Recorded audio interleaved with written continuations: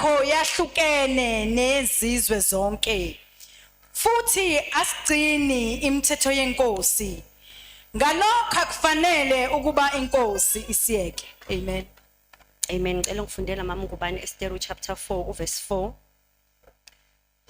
Ngike ngibabona abantu beshumayela kodwa ngaze ngembone umshumayelo manje engakaqala ukukhuluma. Kodwa qala Izintombi zika Esther nezinduna zakhe zafika zamtshela lokho. Inkosikazi yazwiswa kakhulu ubuhlungu, yathuma izingubo zokumembathisa uMordekhai. Yasusa kuye ingubo yakhe yamasaka, kepha akazamukelanga. Amen. verse 13 no 14 mama Ngubane ku chapter 4 Verse 30. 13 and 14. Wayesisho uMordekhai ukuba babuyisele impendulo ku-Esther ngokuthi ungacabangi enhlizweni yakho ukuthi wena uyakusinda endlini yenkosi kunabaJuda bonke. Verse 14. Ngokuba uma uthula nokuthula ngalesi sikhathi ukukhululwa nokuphulwa kwabaJuda kuyavela kwenye indawo, wena nendlu kayihlo nibhubhe. Ngubani okwaziyo uma ungafikanga embusweni ngenxa yesikhathi esinjengalesi na? Amen. Izenzo chapter 2 verse 39 no verse 40.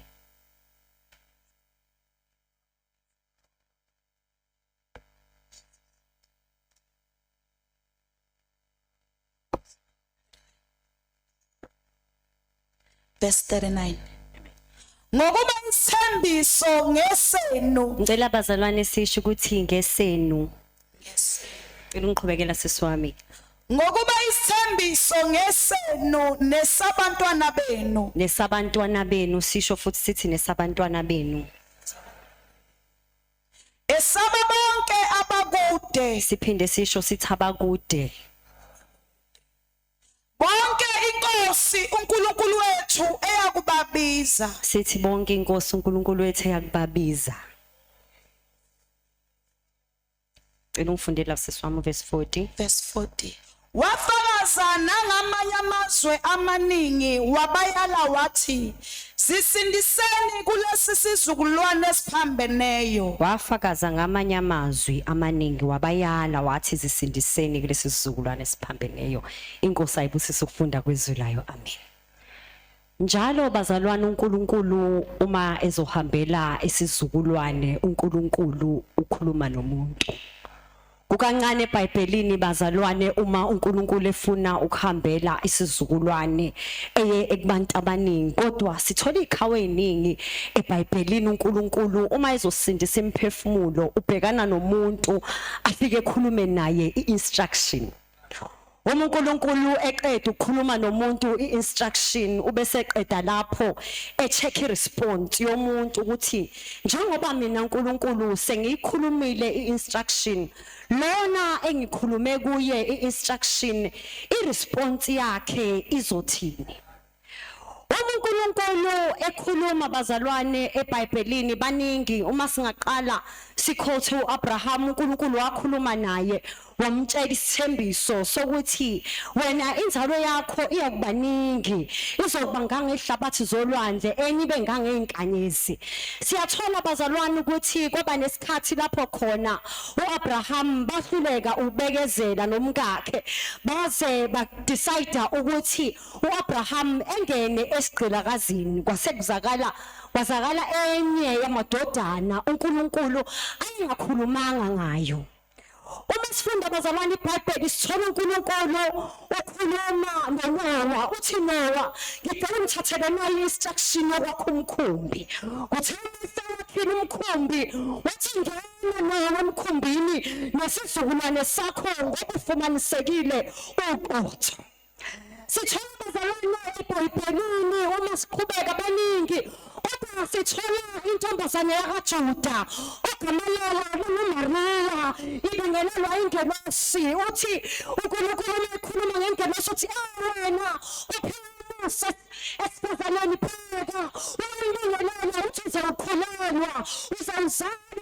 indodana usamtshela ukuthi le ndodana ayizufana nawo wonke amadodana, kodwa le ndodana iyona eyokhulula abantu ezonweni zabo. Ngiyabazalwane kulento yokuthi sizofundiswa kakhulu ngokuzuzwa kwemphefumulo nanokumaintainwa kwemphefumulo. Uma bazalwane sibhekisisa kahle le ndaba kade siyifunda, sithola abantu abawuthulana noma bebaningi abakhona, kodwa sithola uMoridekayi owasitholela nje umntwana kamalume wakhe owayeyintandane wasikhulisela yena.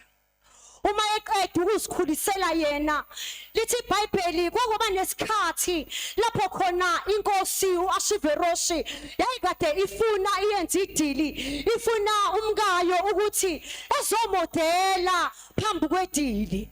Lithi iBhayibheli lonkosikazi wadecide ukuthi ngakaze yenze leyo nto. Ngenxa yokuthi inkosi ayifunanga ukudelelwa, yadecide ukuthi uma eyekiwe lonkosikazi nabanye bazobukela kuye bese bedelela amanye amakhosi. Kwase kuba nesinqumo sokuthi akufunwe omunye wesifazane akakecingo lemantombazaneni ezoba yinhle, kodwa kule mantombazane kufuneka intombazane ezothatha iposition yokuthi ibe yiqueen. Uma kutholakala to fast forward, kutholakala ukuthi nayi intombazane esiyitholayo, kutholakala intombazane ogama layo linguEsteri. Uma etholakala uEsteri, lithi iBhayibheli wayekade ekhuliswe ilondoda ogama layo linguMoridekayi. uMoridekayi kunamazwi abhaliwe eBhayibhelini okuthiwa wayemiyalile wathi Esteri uzungalenzi iphutha lokuthi ukhulume ngebackground yethu. Uthi kungenzeka ukuthi singamathusi, kodwa into angisiza ngayo ukuthi noma ngabe kuthiwa uyayithola le position ungalingi ukhulume ngathi. Singathi uNkulunkulu kulesi sizukulwane engavusa abantu abazobamba instruction abayithole kubantu abondliwa kubo. Lithi iBhayibheli uma efika uEsteri emodela bemthande efumana umusa emehlweni enkosi.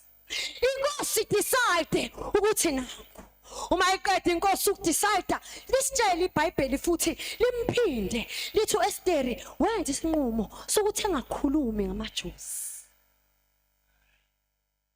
Uma liqhubeka indaba siyathola ukuthi kwaba nesikhathi le ndoda endala yayihlalela ngasegeyithini, kodwa yakhulisa umuntu owakwazi ukuhlala kuyipalace.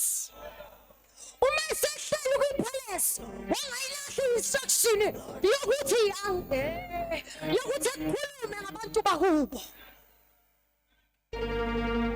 Kungenzeka ukuthi omdala noma inkosi emsebenzisile akekho epalace, kodwa wena usepalace, kodwa ungayilibali instruction akufundise yona.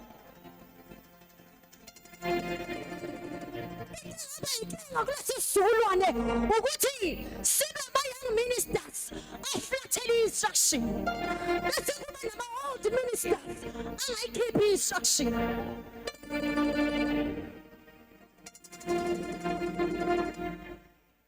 Uma ngase kwenzeke ukuthi ngoba uMoridekayi yayisimbona le ntombazane ukuthi ngoba uhlala egeyithini noma sengasidalula ukuthi ngwakaJuda, kodwa lithi iBhayibheli yathula. Zingaki izinto ohamba uyifakaza nje uyizisho ngebandla kaNkulunkulu kodwa singabakini.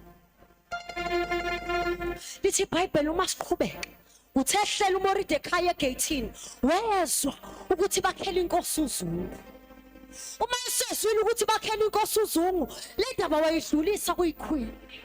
Wangayidlulisa enkosini, yathoba indoda endala yathi ngicela ungidlulisela lo myalezo ukuthi inkosi bafuna uqeda ngayo.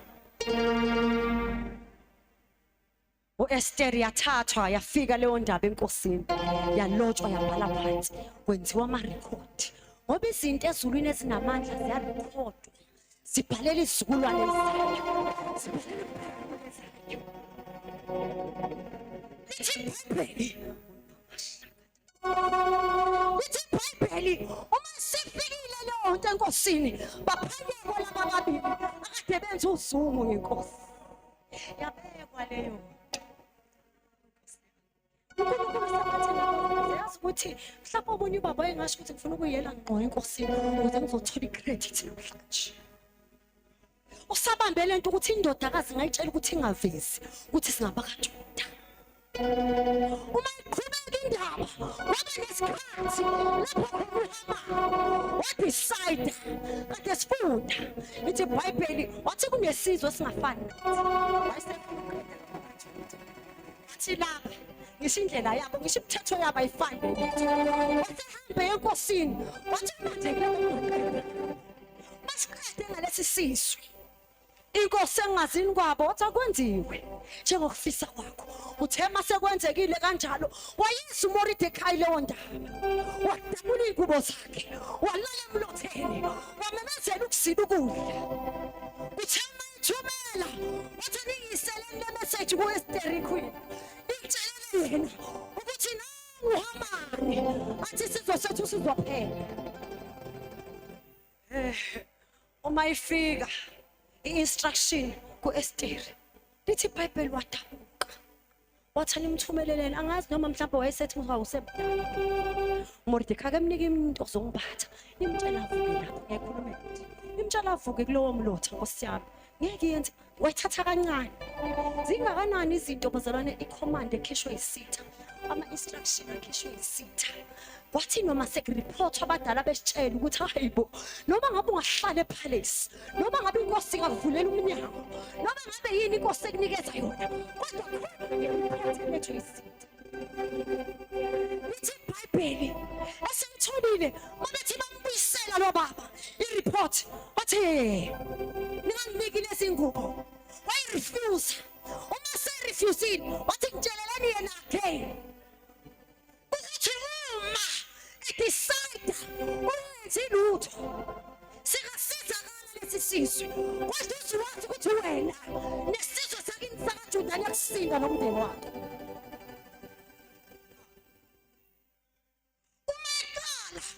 ephathe isizwe sakaJuda kwangathi unyakazo weSteri wathi no ake ngitshele abametami naba-inaksami ukuthi ake sizile ukudla mhlawumbe singafumana umusa enkosini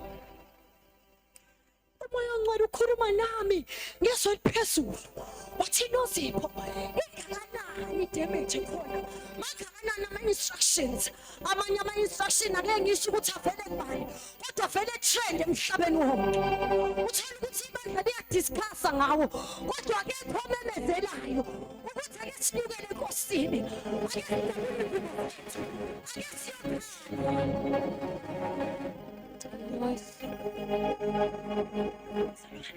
wangcwele Israyeli uke wamthatha wathi noZipho ngivula umnyango phambi wena ukuthi uNkulunkulu emenzele ngivula umnyango ukuthi usindiswe abantu but the crisis engenzeka ukuthi mase nguvulile lo mnyango isitha naso khona i-instruction esweke wathi mhlawumbe ingavela manje ngisho ukuthi izovela ngabaphatha ngisho ukuthi izovela ngababusi kodwa uma isivalile uma isivalile siyokwenze njani khona yini umuntu uyaphendukela ubuso bakhe athi Nkosi ngidabula ingubo zami ngilale emelotheni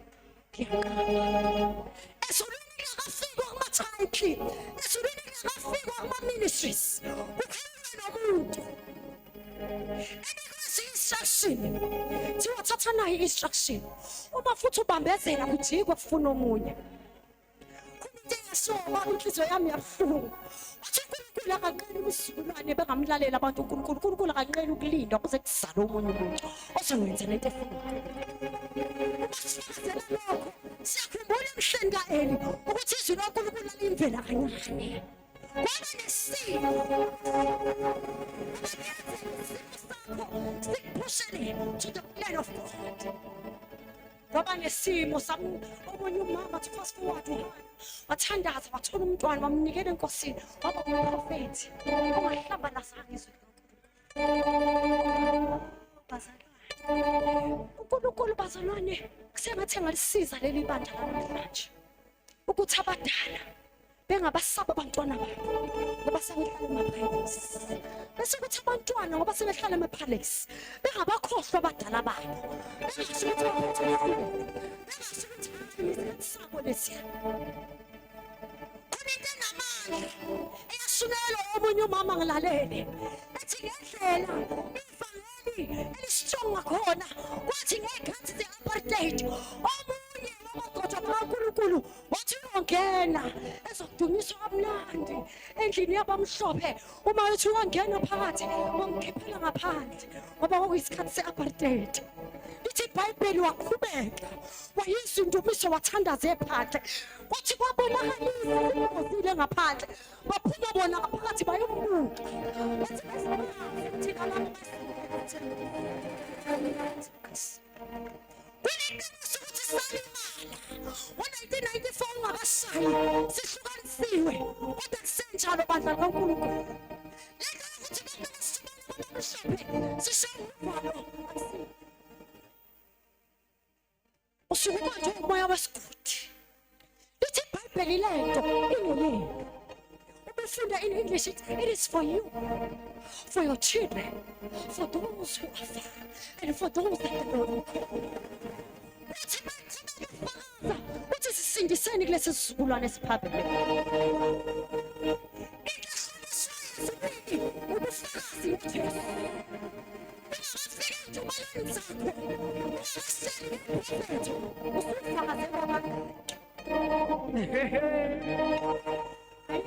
Njengokuthi udini ukhathele useteksini ufuna ukuyithulela evele uthi ngomntwana khuluma nalo muntu mfazi kahle uyashelwa usise ubhudethi ufuna ukubeka amagama uthi nje ufuna ngeke isikhathi umintroduce the love bazalwane njengokuthi unikeziwe amagunya namandla kodwa uthobe ucabangela abantu abasemva kwakho. Ile nto lithi iBhayibheli uJesu encwadini yezenzo senqeda lithi iBhayibheli wathi bafundisile wathi hlalana eJerusalema isithembiso enasizwe esiza kuphepha. Wathi futhi masefikile umoya ongcwele ngoba wofakazi bami eJudiya naseSamariya kuze kuyofika ekugcineni komhlaba. Usekhuluma lamazwi uthi ngingaphela insuku eziningi nina nizobhabhadiswa ngamandla. Uthi uJohane wayebhabhadisa ngamanzi. Praise God, uJohane wayebambe instruction uthi after that singakapheli ngaphela insuku singakapheli insuku bavele bagcwalisa umoya ongcwele. Wakhona wathi ayikaze siyibone into enje ukuthi laba ababashayile. Lithi iBhayibheli uPetro wavele wafakaza ngithandele ndawo wasethi lesi sithembiso sikaKristu, leli ivangeli likaKristu, lempilo esinikwe uNkulunkulu ngokugcwele akusiyona yethu. Ivangeli akusilo lokuba selfish. Sengathi bazalwane ingaphela lento uma ukuthi yezwakala ezulwini ukuthi kuzwakala me myself and I. Wonke umuntu akalicabanga ifa ukuthi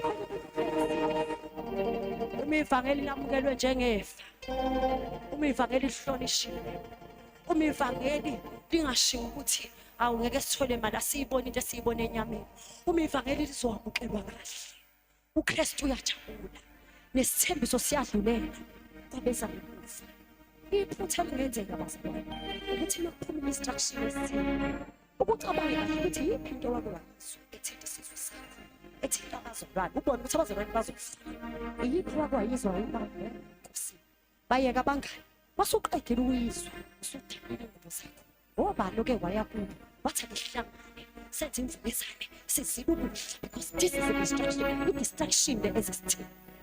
Kodwa umisizukulwane sethu singeza ukwenza lutho ngawo wonke ama-instruction siwathelise siwagive nje sikhulume ethi ngiyambona nobani kodwa kunothi engekho thandazana. Uthi uJeremiya sengathi ikhanda lami ngamanzi ngathi ngisho mhlawumbe ubhubhise akhalime ezikhaleni abantu bakithi ngoba ukufama kunikele indlela asiyekeni iCovid ungenzeka ukuthi ngaqhamuka okunye kodwa uNkulunkulu usibizela endaweni yokuthi yonke igama sikwazi bekhona abantu uNkulunkulu ufuna umuntu ungakafiki uyithande uzowazi ukuthi ubulele wake wayimagina yini usubele usufile ebhokisini uthi bawothini enye into ozoyishiya ibe yilegacy uma ingekho yini thina into ofakaza ngayo ezulwini ngesizukulwane sethu ngithe ngikhumbula lento ukukhala kuMoyengcwele ngathi Moyengcwele ungasivumeli sihambe emhlabeni ingekho into elotshiwe sazi ukuthi kobani abazoloba kungenzeka ukuthi ngeke kube khona iBhayibheli kodwa khona ozobhala ngalesi sizulu singafika nezulwini siqhawule ukuthi ngenze into ethu noma ngavele kuthiwa oh abashonisa phansi kodwa mangakenzeki lutho lithi iBhayibheli uma ufunda ngezansi kwasindiswa abantu abawu-3,000 even ngisho administration yakhona yayi very fast ukubhala basindiswa abantu yini thina esinawo kulesi sizukulwane esingayiboni siqhawulwe ezulwini thina sana wayidlala kahle wayenza kahle